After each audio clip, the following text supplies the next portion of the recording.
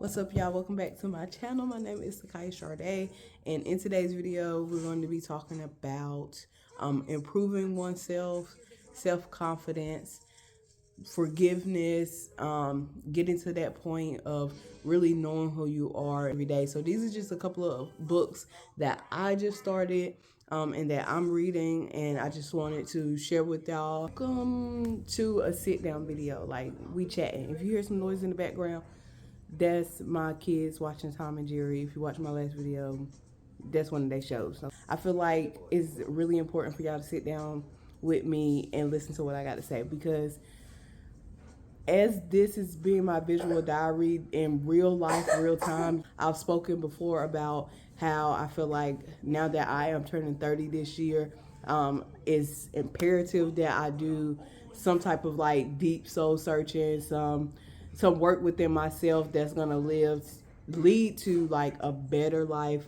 healthier choices, just overall good vibes. Okay, God about to give me good vibes, okay? Because I'm making transformation in my life.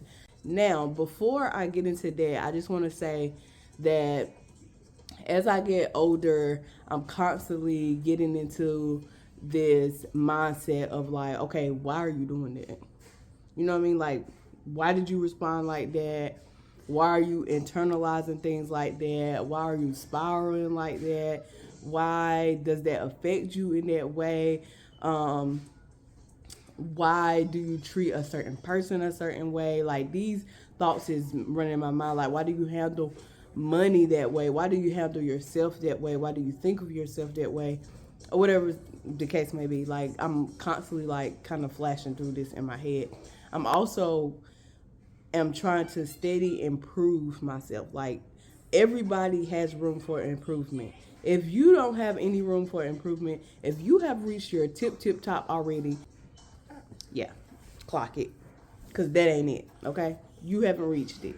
Okay, we are constantly learning something new, doing something. This hand right here, that's my baby hand, because he wants to be in the camera and he look a mess.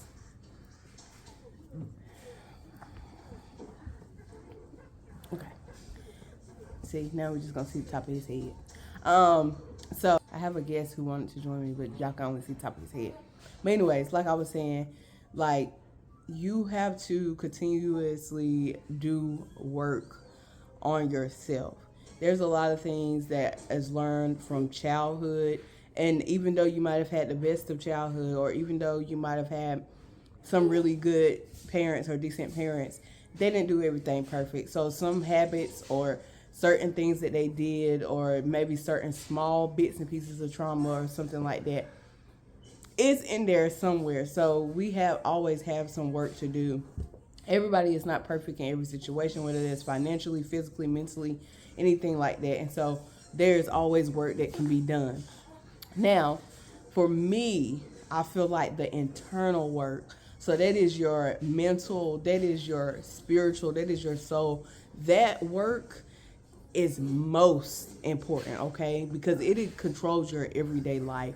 It controls your eternal life. It controls, you know what I'm saying, your relationships. It controls what you do for work. Like, literally, your mental, your spiritual, your soul, that literally impacts everything. How you carry yourself on the outside, what people see when they first look at you or encounter you. And so we always want to be doing work on that.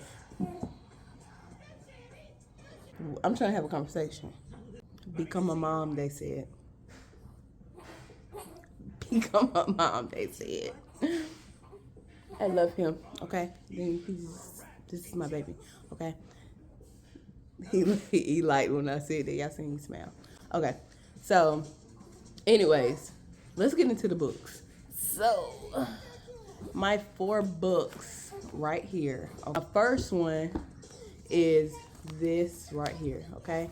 This is my Bible that I have put in tabs on, labeled. This Bible is the NIV Verse Mapping Bible. I got it off of Amazon.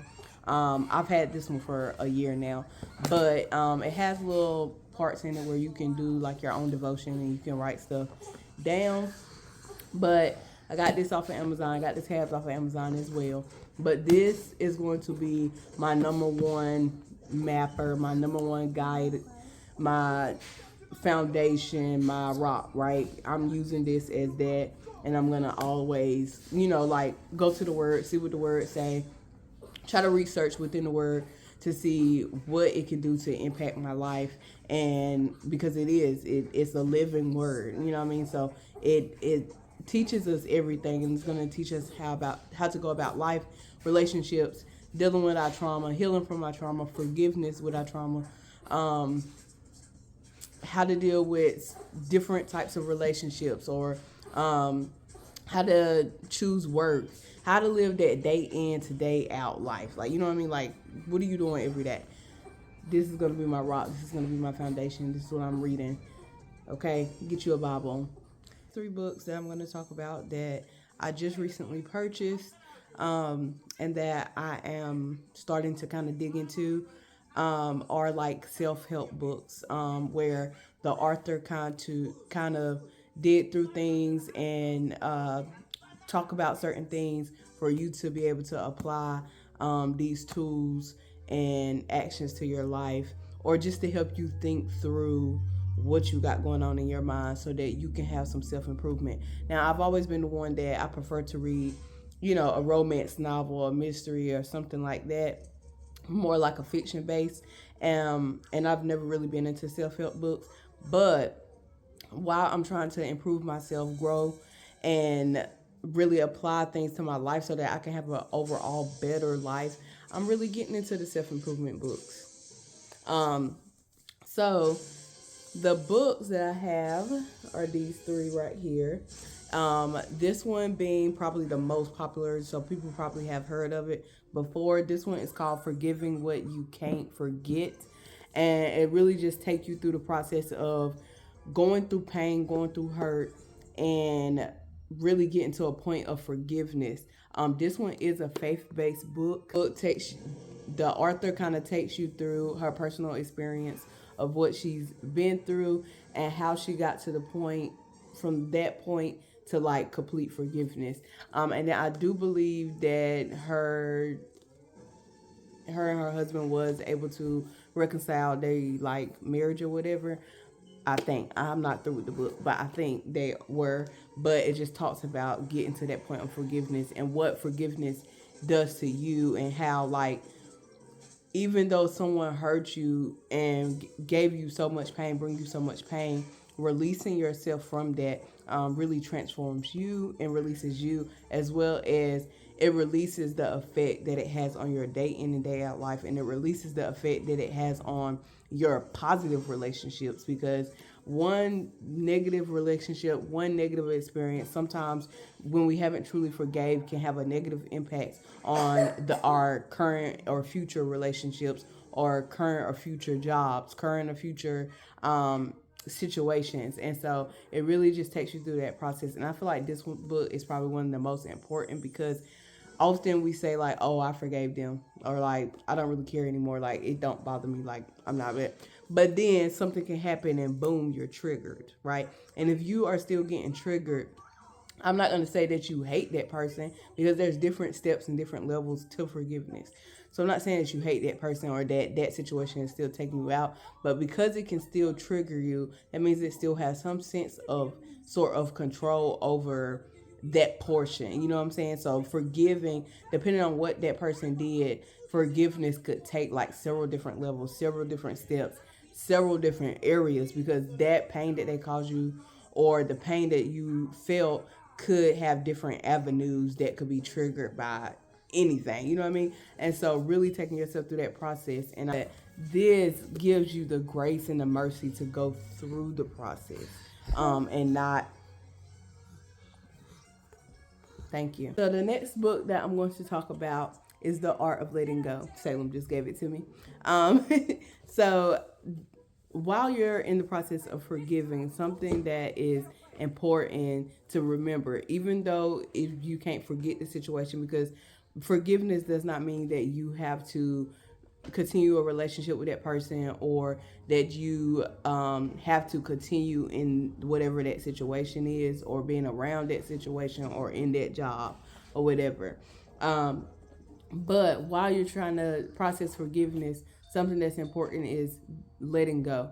So really, the thing, especially as women, we harbor things, right? We things are planted in us, and then we grow it, and then it just kind of we it stays in us, right? And so women, we have a hard time of letting go something that caused us hurt, something that caused us pain, something that affected our lives. Sometimes even when we have thought that we let something go, or when something happens, it don't even register to us that we buried it or that we held on to it, right? We grasped it to grow, but we did. Like, it's literally, I just had a realization this week about something in my past where I'm like, oh wow, like, and now I'm questioning, like, oh, is that why I do this certain thing or respond a certain way? But like, literally, it never occurred to me that like that had any connection. But as women, that's what we usually do. Like, stuff comes and we hold on to it. And so something that else that's important to do is to let go. And so I'm trying to learn the process of, okay, this certain thing happened, whether small or big. Once it happened, like, being able to let it go, like, literally let it go. Especially if it's something that has reoccurred and it's like, okay, this is what we're doing, let it go. Or like, oh, okay, this is what's happening. Like, really building up that. And so, anyways, this is the next book that I'm reading. I started this one and this one, so I'm like reading them simultaneously. This one is a more like, to me, like personal read so far. Like, I feel like I'm connecting with it a little bit better. This one feels a little bit more textbooky, but I feel that this one is gonna have some imperative steps for me to take. Now, I am, and I will do like an updated video once I finish these books. Besides the Bible, I'm gonna just continuously talk about that. But these books, once I finish them, or as I get like halfway through them and stuff, I will come back to y'all to talk about like how I feel about them. And then the last book, I feel like could be important for probably teens and like teenage girls all the way up into adult women, because first of all, look at it, it's real cute. It's called The Art of Loving Yourself, Building Lasting Confidence as a Woman. And it's a really short read, like, it's a thin book, but basically this one is basically about discovering where your true self-love is established and building that true confidence, that lasting confidence, that regardless of external factors, you being able to bring yourself all the way back to that point of like, okay, I love myself, I have confidence, or you know for sure, okay, I'm feeling like this, so I know exactly what to do to get me back to this point. Or certain situations or certain relationships you're not going to even put yourself around because you know who you are, and you're confident in who you are, and you don't need to be fake, act a different way. You don't need to do certain things, but also this talks about how to embrace who you are and the daily challenges in your life, right? That may lean onto your self-esteem issues, some of your insecurities and stuff like that. And it takes you through the fact of that you need to be truly healed, right? Truly whole to really understand what self-love and confidence is. Self-love and confidence is not just spa days. It's not just putting on makeup, looking good. Of course, that will boost, your external and can have an effect on your internal. But if we don't get to the root of the cause, if we really don't dig into that self-love and that confidence, then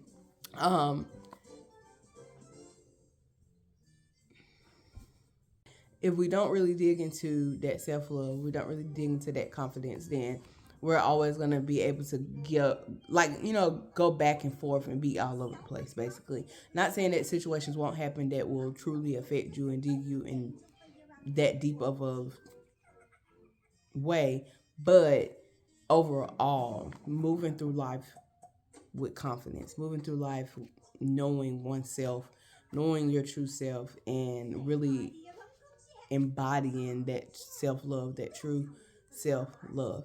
And so these are the books that I'm reading. I hope that y'all will tap into any of them. Again, this is the NIV verse mapping Bible, and the tabs are on Amazon. You can just say like Bible labeling tabs or something like that, and it will pull them up for you.